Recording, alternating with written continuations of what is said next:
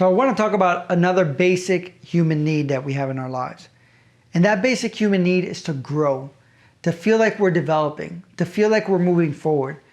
So it's like nature. A plant is either growing or is dying. Same thing happens to us internally, psychologically, even physically. You know, when we're working out, we're feeling healthy, we're growing our muscles, right? We're developing those things. Psychologically, it's the same thing. We're either growing or we're backtracking. So growth is such an essential part of our well-being. So one of the things that I want you to do is to really assess what areas you want to grow. And this is one of the most impactful things that we did, is that we identify some of those areas. This means, what areas do you want to improve in? What things do you want to learn? What things do you want to explore?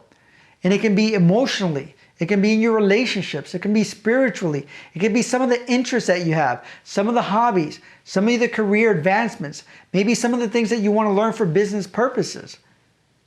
So think about that and see what areas are good for you.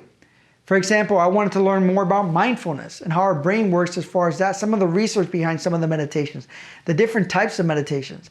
I want to learn more about psychology, even though I went to school for 10 years psychology. So I started looking at different techniques, different tools that were coming out, that people were doing and that people were really finding impactful, and trying them in my life.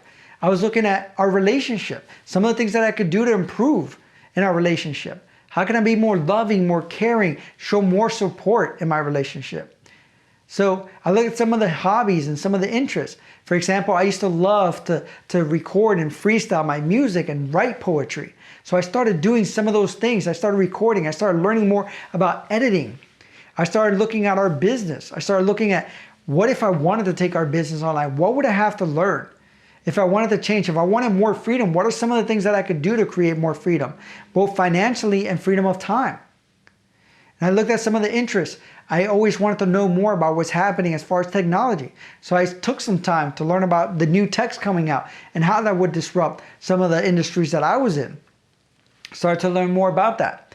So again, we have a worksheet for you. What I want you to do is identify what opportunities for growth that you want.